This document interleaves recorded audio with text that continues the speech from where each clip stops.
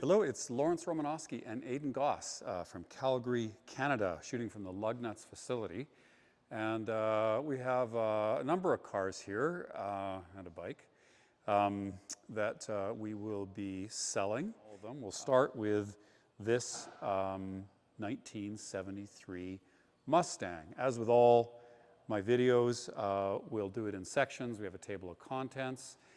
We'll start out with some general information about the Mustang, about this particular car. We'll do an interior and exterior walk-around. We'll do a paint meter report. I do have the Marti report for the car, going over the options on it. And we'll finish it off with a cold start and driving video. So all this will take about 45 minutes, and you can skip ahead to the section that you might be interested in. You don't necessarily have to digest it in all one sitting. Okay, so let's go outside where it's not so noisy. This is a 1973 Mustang. It's the last year of the original generation.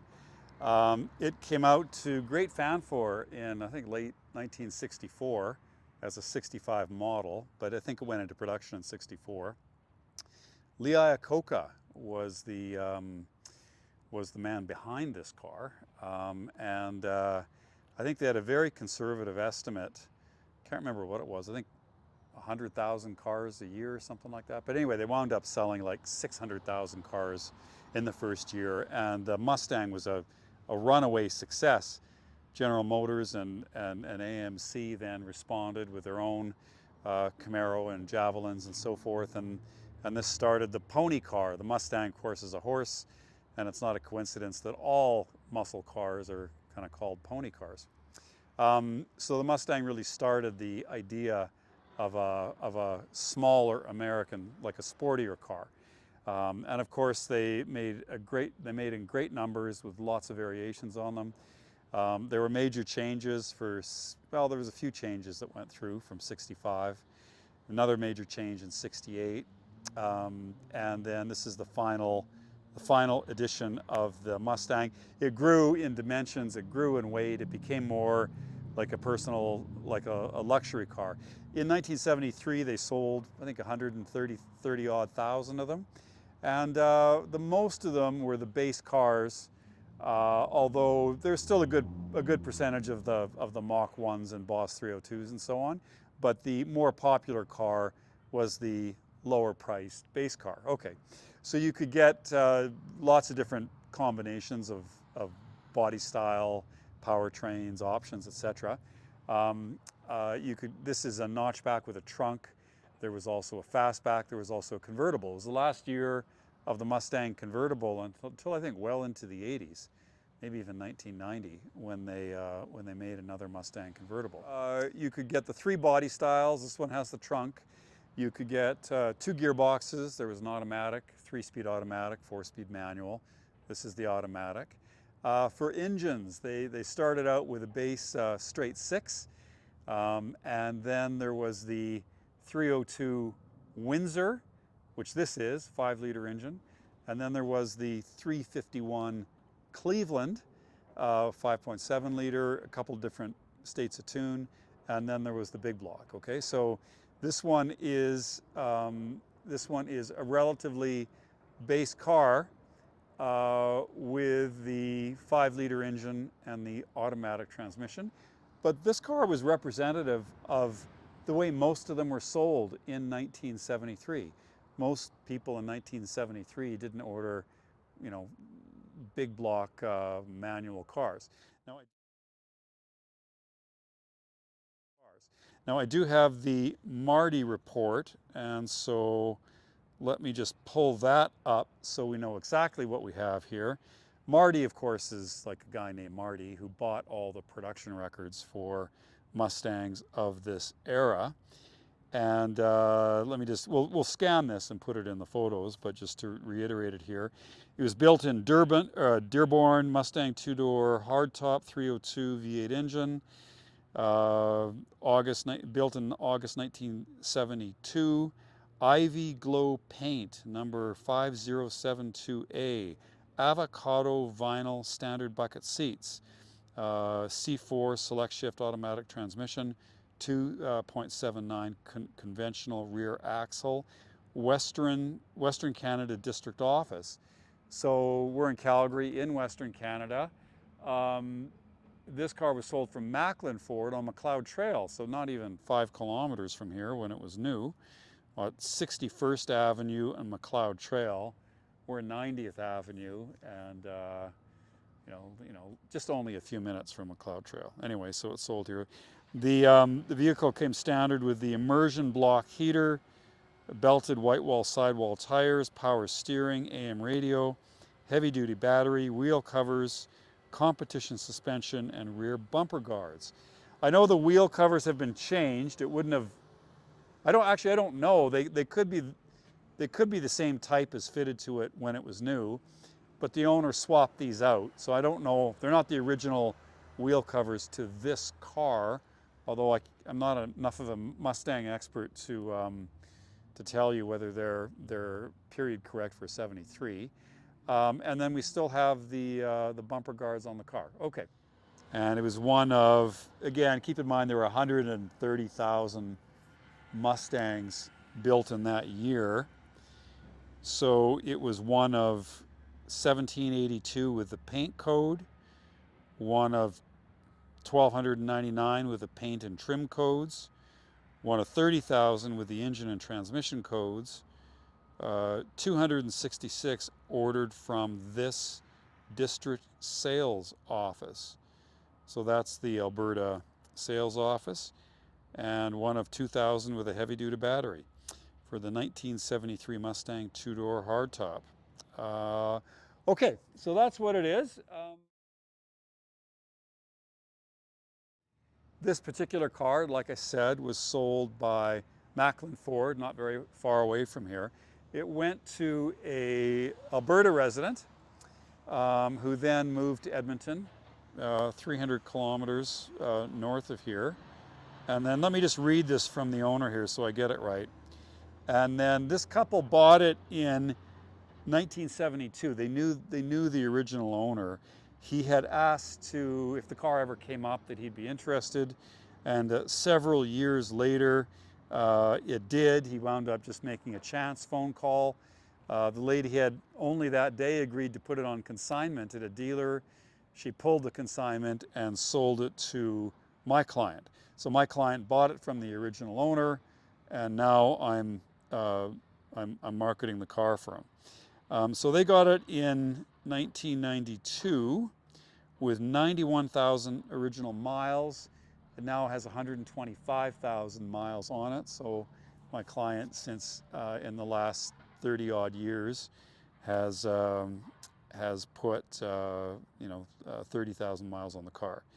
Now they had it, but it was in original condition.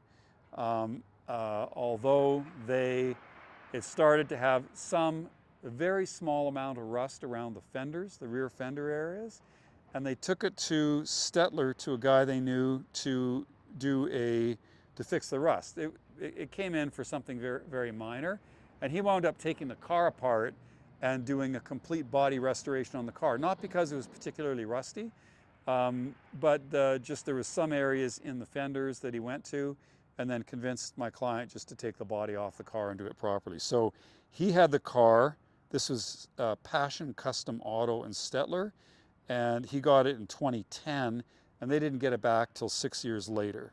The bills came to something like $65,000 back then, which if you did it today, post-COVID, in today's market, that would be 100 grand probably. So they spent a lot of money on the car.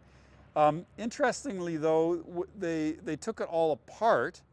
The frame, the body came off the frame was restored, the body was restored and painted, put back together. But it was put back together with mostly the original pieces. So what we're left with is a car that looks original, that just has nice paint. But it actually looks like an original car. So that's the story of this particular Mustang. It's never really gone too far from its origins here in Calgary, and it's rare to see a relatively base car restored to a high level like this. Most people would have made it into a Boss 302 clone or a Mach 1 clone or whatever, put alloys on it and dressed it up a little bit. So this is just you know, it's really quite, I think, a charming example of the way most of these cars were sold in 1973.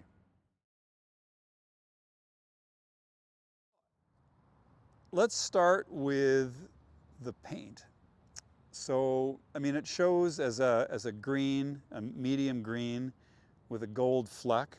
It actually reminds me of a little bit of Porsche oak green metallic. But anyway, it's a gorgeous color on the car. And in the sun, you can really see it pick out the metallic fleck. The paint is done to, I would say, you know, a very high standard. I did, you know, when we were detailing it and stuff, I did find a couple little imperfections in it. So it's not like, I wouldn't say a concours paint job, but it's pretty good. I mean, I don't even know where those marks were now. I forget where they were. But I remember seeing just a couple little imperfections in the paint. Maybe I can find it again. I don't even see them. I don't see any sanding marks, because that can happen if you rush the process too quickly. The solvents in the filler don't evaporate, and then the paint shrinks, and you can see the sanding marks. I don't see any sanding marks at all. You know, maybe a little bit of a drip there that was wet sanded. It's pretty good. Like I mean, that's hardly a flaw. You just focus in on that. You know, you can feel it, but I mean, it's hardly worth mentioning. Yeah, I mean, I don't even see it anymore. Anyway, so it shows, generally speaking, really nicely. I guess we have one little chip here. Is that a chip? One little chip on the fender there. I don't see any other scratches. I don't see any other dents. Thank you. Car gets lots of nice compliments. Anyway, so let's call the paint excellent. But you know, if you look really carefully, you know, you might be able to pick up a couple little imperfections. Okay, but still overall excellent. No dents or scratches, and critically, no rust. Okay, we'll do an undercarriage video showing the bottom 6 inches of the car in depth, and basically there's no corrosion at all in the body shop. Okay, so next let's look at gaps. Okay, you know, if a car is rusty and you have to replace a bunch of panels, and you have to get, you know, different panels from other cars, or you're taking the car apart and welding in new pieces, it can be really hard to get the panel gaps even. And for this car, you know, they weren't like super tight in 1973. I would call those as factory gaps all around, and that doesn't surprise me because the car never really needed any serious work. So, you know, we've got good gaps on the hood. It's level all the way. You know, it's out a little bit in the front on the side, but again, that is just normal. We've got normal gap along the other side of the trunk. Maybe, you know, it could be shimmed up slightly better, but again, I think that's factory. Bumper fit is good. I don't see any crazing in the bumper or cracking in the bumper. Let's look at the doors. The door fit, you know, again, pretty decent panel gaps, you know, especially for the year. And the doors close easily, and there's no scuffing on the on the inner door, or the striker plate, or the sill. Okay, so these doors fit correctly. We can see we get a close-up of that. That's the manufacturer badge, 0872. This echoes what's in the Marti report, and this lists the option codes as well. Color, body 65D, color 4C, trim AG. What is that? Transmission W, axle 3, and B6, whatever that means. Okay, so got the original sticker on the door, which is nice to keep. Trunk gap, you know, we've got it flush all the way around, which is nice. Surprising number of cars, you know, the trunks sit proud for one reason. And we have a good gap all around the trunk. Let's check the driver's or passenger door. And again, decent gap, doors open and close properly. And what looks to me as factory gaps all around. Okay, so I'm not sure what all, well, I guess the doors and the panels would all have to have been taken off to get the body off, and so they would have been then put back on, but they were not altered, and all the original pieces went back on the car. So it has all its original body panels, and they all fit, I would say, as factory. Next, we can look at the trim, rubber, chrome, etc. And there is quite a bit on this car. We can look at the surround for the headlamps. You know, we've got some light pitting. We can get a close-up of that. The glass is uncracked. Actually, the chrome trim looks pretty good for an original car of this mileage. We don't see any cracking in the egg crate grille, and the chrome is still bright. It's very limited oxidation and pitting on the front grille.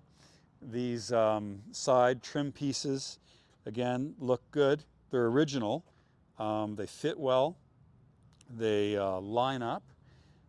There's the odd little pit in these in the door guards, but all that looks original and straight, which is good.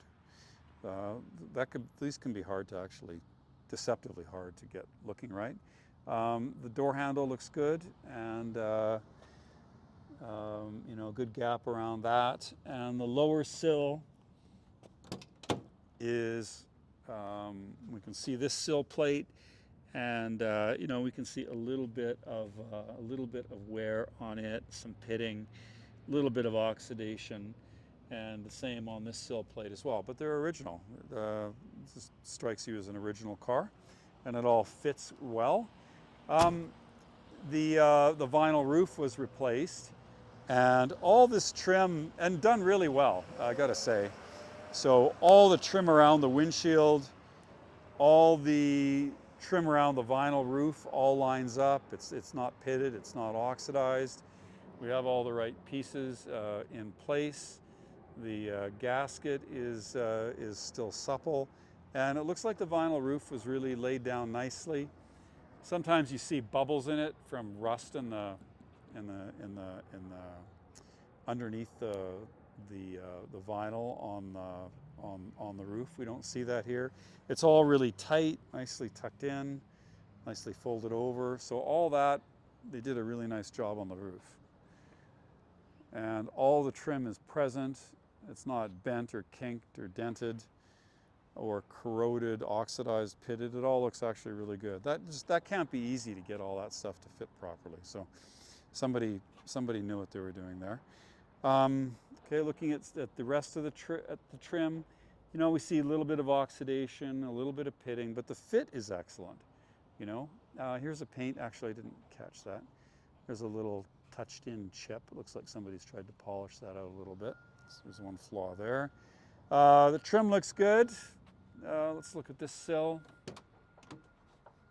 Again, a little bit better shape than the other one, as you'd expect from being from the passenger, but like I said, it's original and then correct. Okay. And let's go to the rear bumper. Chrome is still good. These bumper overriders were an option. Taillights uncracked, unfaded, or uncrazed from the sun. The Mustang logos are in nice shape. Okay, so cosmetically, like overall, you know, I've got to call the car for, you know, a 9 or a 9.5 out of 10. It uses the original pieces, which I think is good. And some of those original pieces have some oxidation and a little bit of pitting, but it's pretty good. Car presents really well. We'll have a close look at these hubcaps. Now they were added later, and I don't know what year they're from. They fit, they look nice. That's all I know about those. I'm not sure if they're correct for a 1973, but we can get a close-up of all these hubcaps.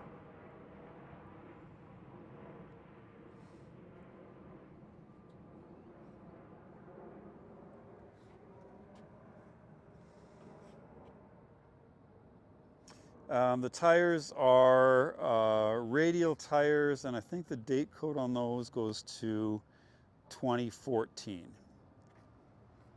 So they would have been replaced when the car was under restoration. It was under restoration from 2010 to 2016, and the car has hardly been driven since.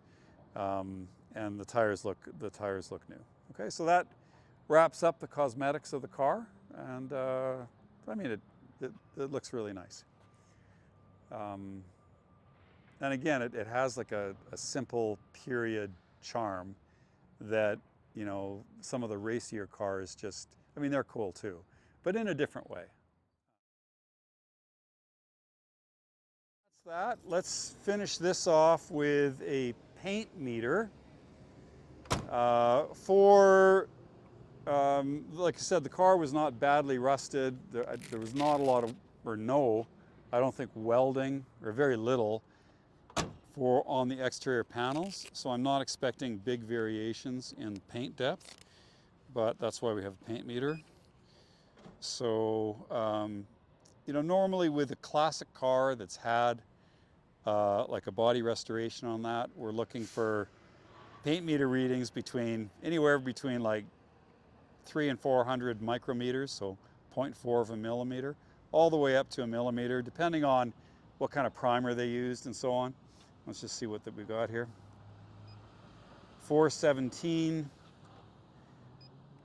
502, 1139, 1162, 348. Let's just check this fender. 291, 243, and that's got that kind of pebble coat on it, so it's going to be a bit higher. 467, 432. Let's go through the door. 393, 673, 464, 308, 957, 488, 576, 1538, 610, 1122, 1715, 14. So there's a little dent in here that they filled in.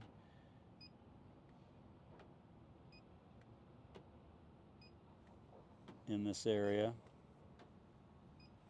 getting readings between 1 and 2 millimeters in there, but then it decreases as I go down. Normally, if the car is rusty, you see Bondo in the lower bits and it's really high.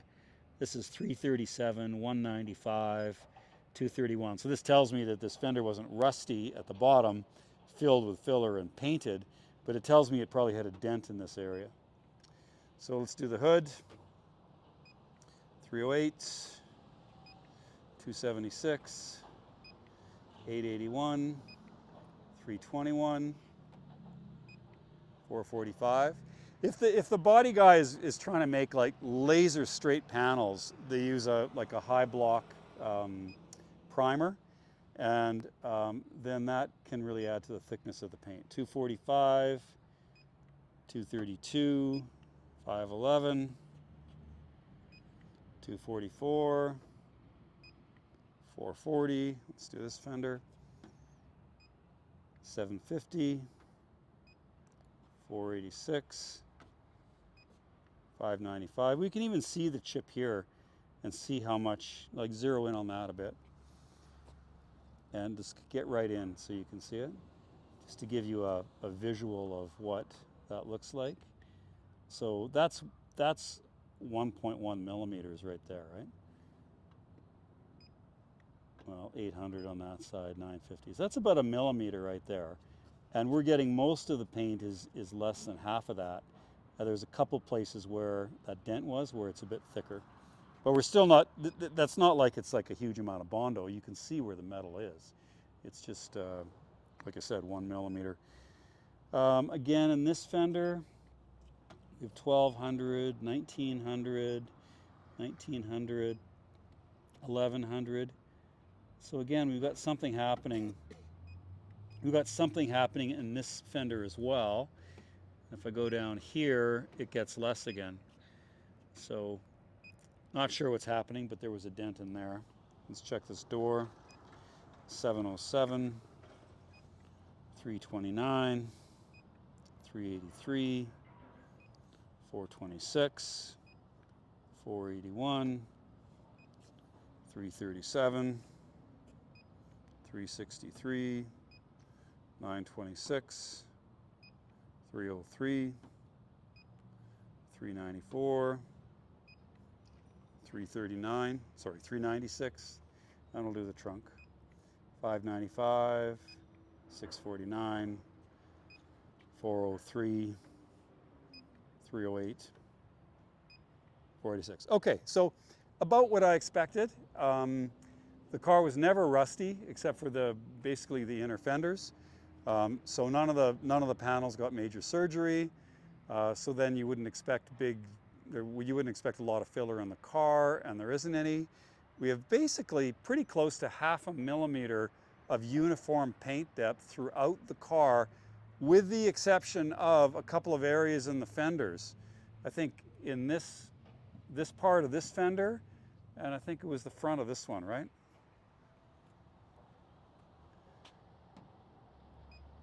Yeah, this is 856 over here, and it was right in there that we had the high numbers, right? Somewhere? Further up, well, right in the front. Yeah, okay. So a couple of the fenders had some dents in them, gives a little bit more filler, but the maximum's only 2 mils. And the rest of the car is mostly 0.5 mil, which is basically nice sheet metal with some primer, and you know, then the two-stage paint, the metallic color, and then the clear. So that all tells me, with all the other indications and looking underneath the car, etc., that the body shell in this car is excellent. And it has been almost 10 years since the restoration. So normally if something's really bad with it, you know, you'll see it by now. Okay, so let's go to the driving video.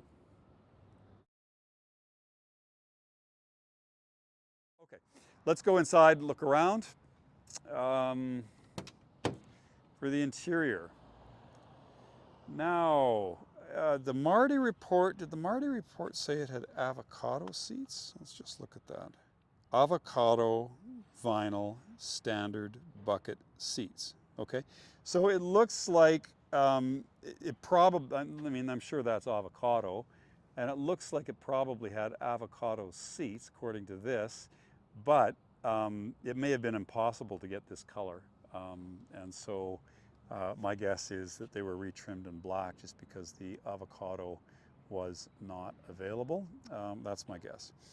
Okay, so let's look inside. We've already looked at the sills. The carpets are original to the car, which is surprising considering the mileage. They're in excellent shape. And that, with also the lack of rust on the car, there's no way the car could have been driven in the winter and still have carpets that look like this. So I'm sure this was a summer-driven car. Getting inside, we can see the original wheel, And we do see that it is cracking, which is normal. We don't have any cracks on the dashboard, which is nice, and the dashboard is still straight. We see the mileage of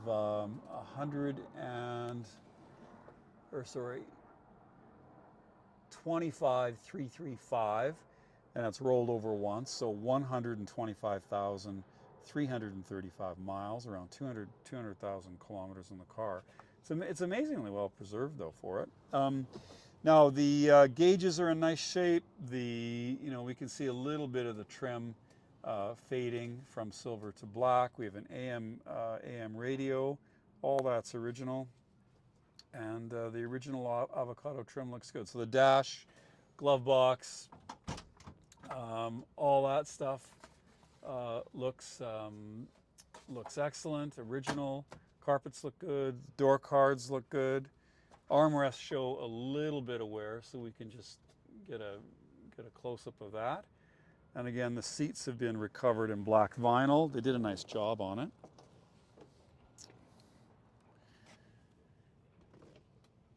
And overall, it presents really nice. Headliner's in good shape. I don't see any staining. Original dome light. Sun visors are in nice shape still. Usually those go pretty quick, so that's good. And it's a very simple interior, but it's held up extremely well. The only change would be that the buckets used to be avocado and were changed to black.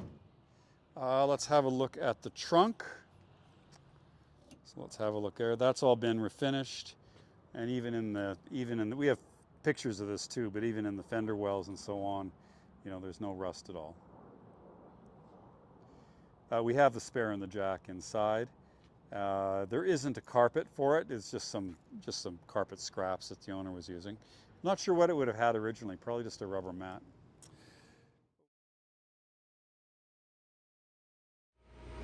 Okay, so let's have a look underneath this 1973 Mustang. Well, first, we can see that, it's obvious that the car's had a body restoration. So, normally these things would be rusted beyond recognition. So we can go around the car and just check the bottom few inches of it and make sure there's no corrosion that's started, because that's where it will start. So we can look at the underside. We've got this rebar here, and we can see a little bit of corrosion starting on that. But the body itself, we still have what looks like new paint on it, and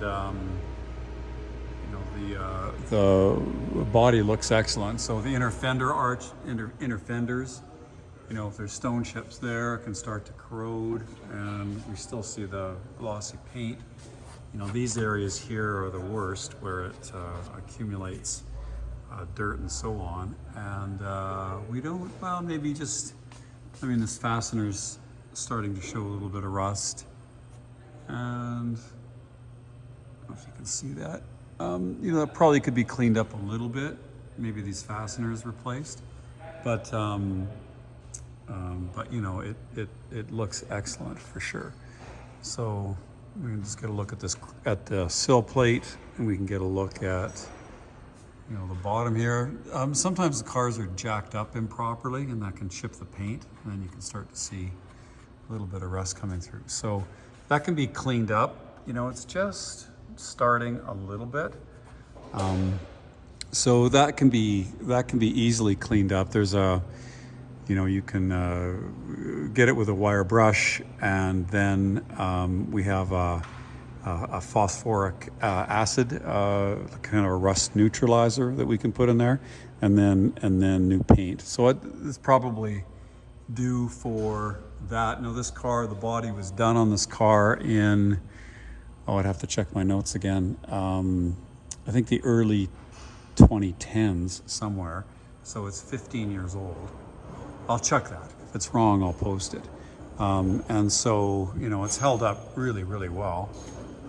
But we could go through it again. The next owner might do that. Also, I've got a wax, kind of an underseal, which we can spray. Again, just kind of filling in some of these areas, especially if you're going to drive the car in the rain. So again, that is just starting, but very easy to correct at this stage. Okay, it looks excellent.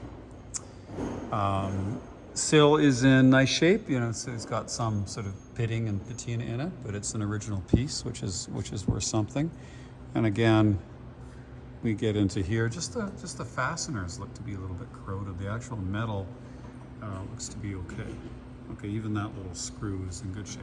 Okay, so let's get through that. You can see a little bit of corrosion starting there. So there's a couple of minor areas that just could use a little bit of attention, but generally it's excellent. Okay, so then we get to the frame, and again you can see a little bit of corrosion starting on the metal pieces. Nothing that's advanced, no soft metal at all. I mean, this would happen when the car was 1 year old. So we're doing pretty well for it to be 15. But again, you could treat it with that, like I said, that rust neutralizer, and then you know, blow in some paint and top it off with some undercoat. I didn't try to do that before.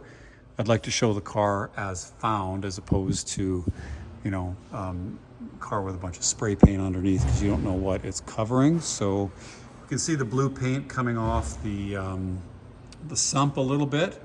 Again, that can be cleaned up. And then bottom of the engine, we don't see any major leaks, any wetness anywhere.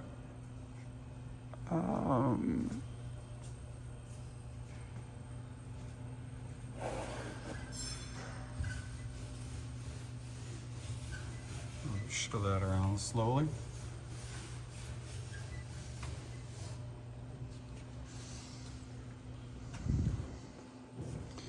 Starter motor, you can see the headers. Exhaust looks decent. It's a mild sealed exhaust. These always start to go at the exhaust hangers, but again, the exhaust looks decent. No holes or anything like that. Let's just check out the suspension. Again, it hasn't had that much mileage since it was restored, so we're not expecting any of the bushes to start cracking or whatever, and all of those look in good shape. Nothing's cracked there. Didn't notice any play in the steering when I drove the car. The anti-roll bar bushings, steering pieces. These fasteners aren't corroded. You can see some grease on the kingpins. Again, those look good. Brake hoses are still soft. There's no leaking there.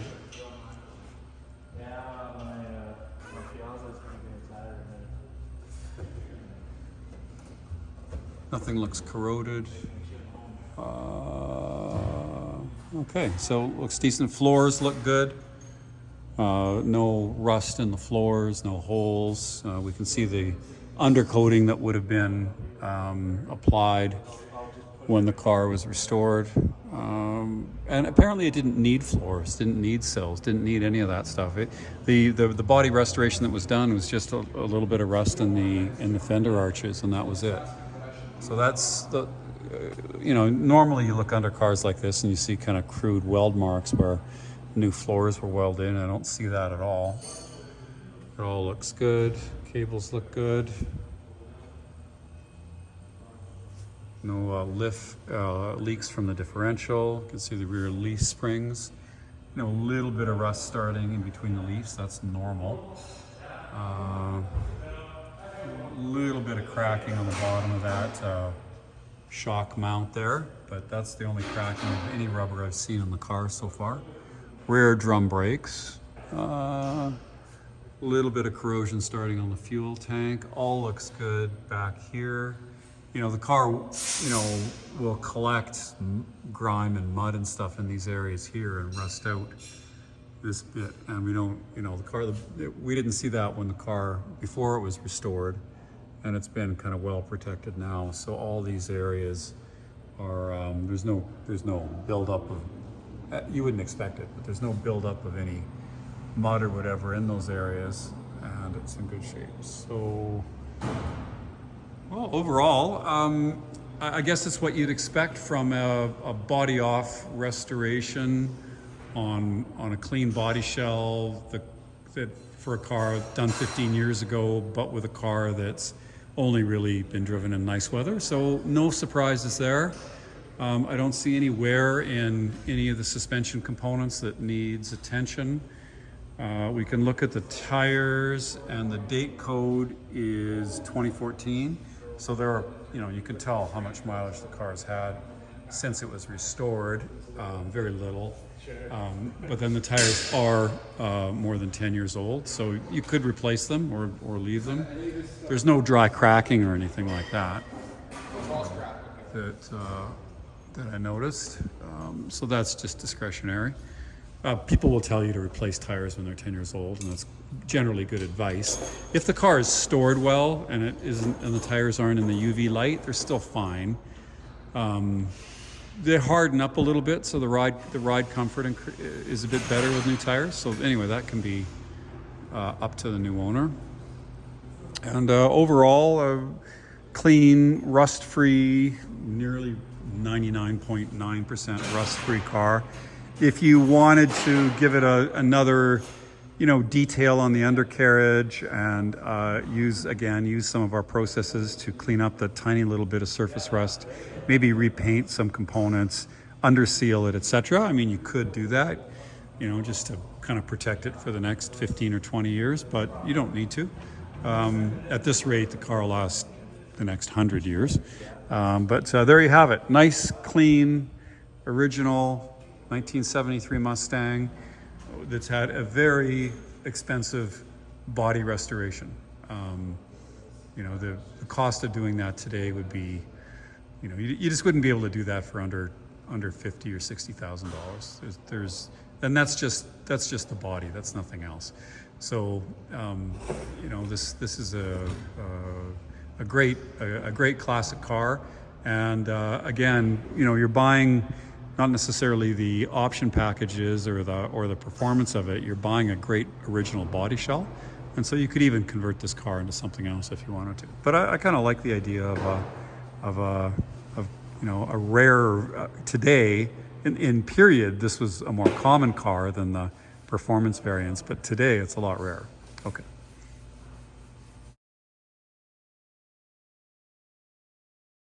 Okay, so I don't think this engine's ever been apart. At least the client didn't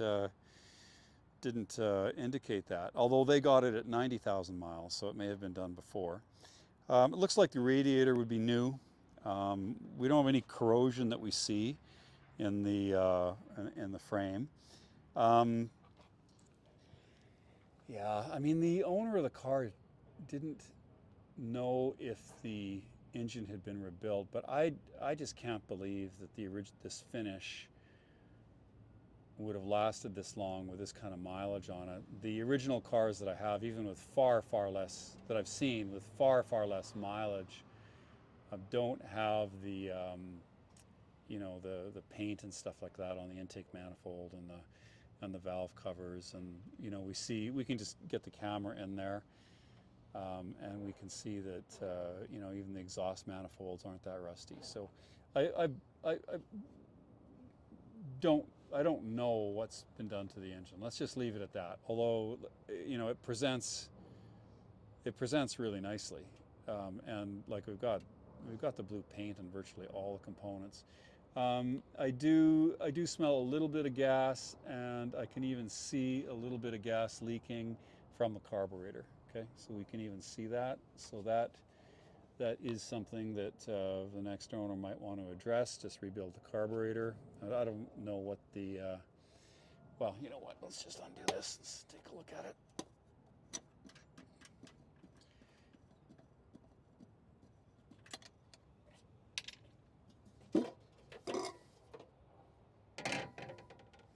Air filter looks good.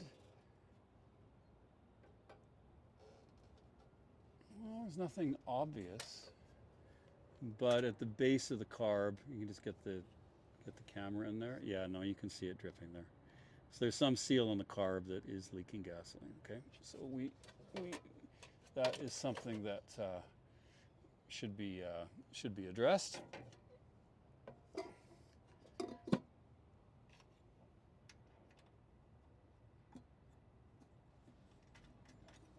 Otherwise, the car runs and drives, starts, without issue, and drives well. And it's been a reliable car for my clients. Okay, so let's just get a look in here. It's mostly original components. So it looks like what he did is he restored the body, but he put most of the original components back in the car. It does not have AC. We can see the power steering pump, the alternator, water pumps in the center, distributor. All that stuff looks original. The inner metal in the car, the strut braces and so on, all look good. There's no corrosion in there. It's basically just an honest car. I don't see any cracking of the belts or water hoses. Battery looks new.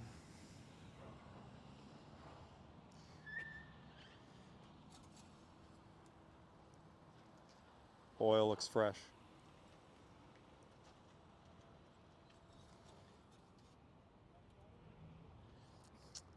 So everything just basically bone stock underneath here. All the original components, hasn't been tried to be dressed up, but I would rebuild the carburetor on the car. Okay.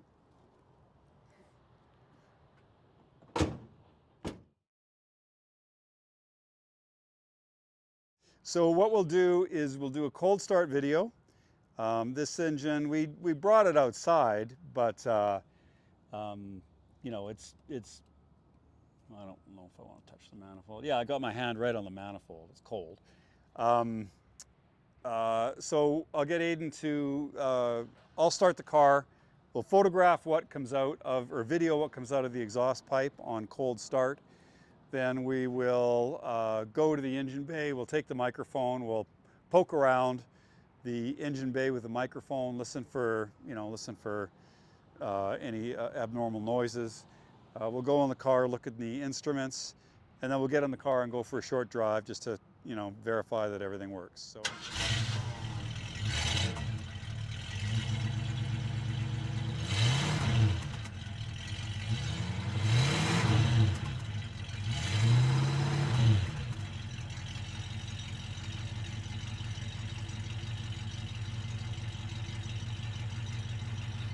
All right, so you can see a little bit of condensation, but that's just water, maybe a little bit of gas. Let's go out front. There's no blue smoke, which also leads me to believe that the engine's been rebuilt at some point, because at 200,000 kilometers, you'd expect some oil consumption. All right, so let's have a look. It's still under choke, but I don't hear any valve train noise. I don't hear any knocks. I don't hear any screeches from the water pump or the power steering pump or the alternator from any of the ancillary components. Idle's nice and smooth.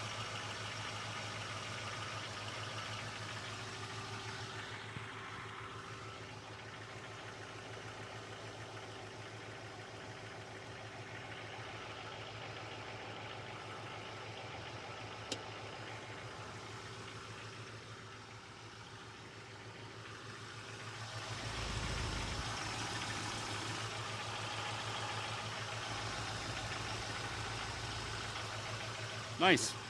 Nothing unusual. No unusual noises there. Nice smooth idle. And everything looks very healthy there.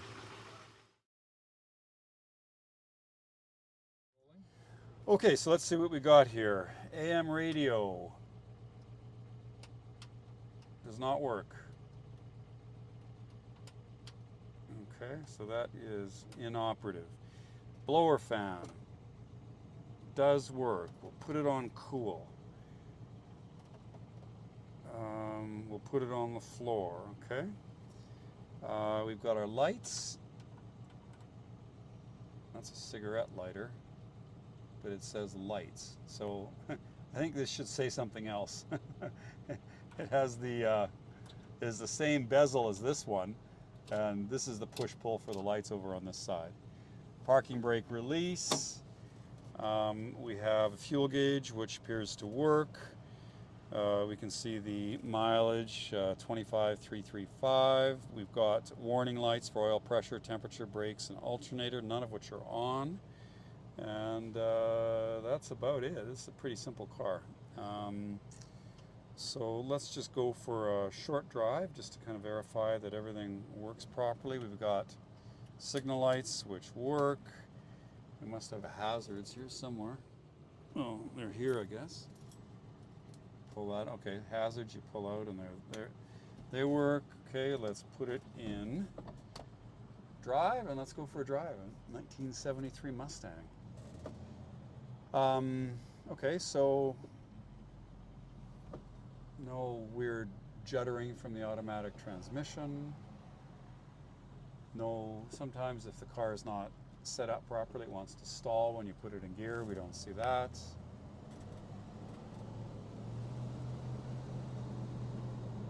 Track straight ahead, no issue there. I don't hear any wheel bearing noise from the car. Brakes have a solid feel to them. Not sure I saw a brake booster. I don't think this is power brakes. So a little bit more effort, but not an extreme amount of effort at all. It says here's a sticker here for the next service due at 28,000 miles or in June of 2026. So I'm going to interpret that as it was serviced in June 2025, or a couple of months ago, and that does explain the engine oil, which is very clean. Anyway, it's not due for service, although I would service the carburetor. That needs to be done. 302 Windsor, I think it's rated for 140 horsepower and probably 250 pound-feet of torque or something like that. Accelerates cleanly, there's no hiccups in the power delivery.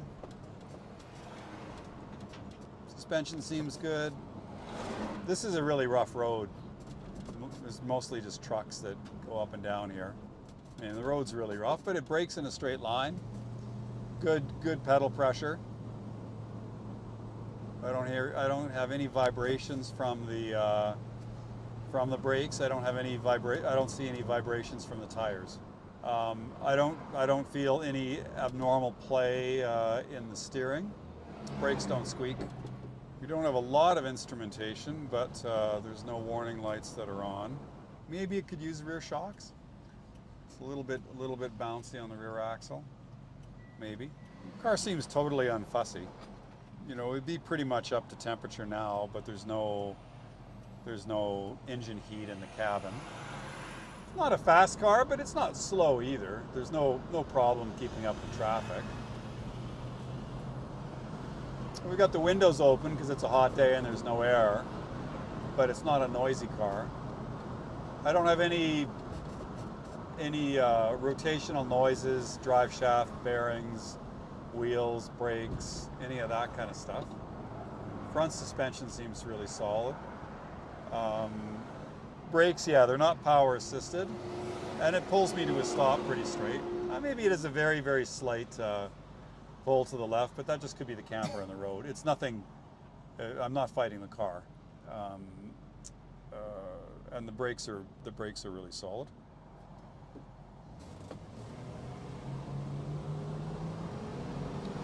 Shoot the instruments now.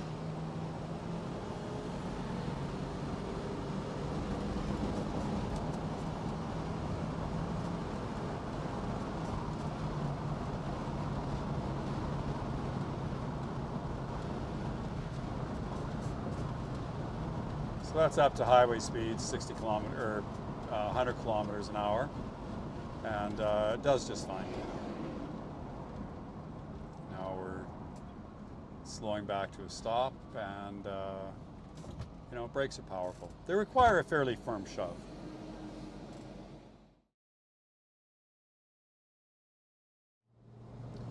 Okay, so we'll put this car away now. What do I think about a summary of it? Well, the good points of the car are definitely the body shell, which was never rusted to begin with, or at least in any meaningful way. And the body came off the frame and was restored well. Very, very expensive, time-consuming procedure, and it's very hard to find somebody who'll do that today. The people that are willing to do that are all kind of getting older, or you know, we just lost another guy in a car accident recently. So very expensive, very time-consuming, and very hard to find somebody who will be willing to take on a body restoration. So that's not to mention, you know, it'd be incredibly expensive to get that done today. Okay, so what else can we say about the car? It's a great color and it presents well. So, I mean, it's got a lot going for it in that way. It's got a lot of period charm because it isn't a Mach 1 or a Boss 302 replica or an Eleanor replica or whatever it is. It's just a basic Mustang from 1973. It doesn't have a lot of options. It doesn't have air. It doesn't have power brakes, you know, but it's an unfussy, simple, pleasant, you know, car that behaves itself. And I think it has a lot of period charm. You know, this is the way most of the cars were sold in 1973. This is representative of what was on the road back then. They weren't all Mach 1s. And so I think that there's probably 3 Mach 1s for every base Mustang, you know, from this year, because it's not normal for somebody to restore this car. And if they do, they restore it to be something other than what it is. So it's a time capsule car in many respects. And I think it's it's a lot rarer than the performance options. Drives nice, well behaved, looks nice, unique colors, and you know, as anybody can work on a car, it's very simple. There isn't a whole lot to go wrong on this, and you know, I think it makes a great classic car. Certainly, the current owners have enjoyed it for the last 30 years, and used it to take their grandkids around and so on. And you know, it's now ready for its next custodian and ready for the next memories that it's going to make. So with that, Lromanosky and Aidan Goss from Calgary, Canada, a 1973 Mustang that is looking for its next owner. Thank you very much. Please like and subscribe.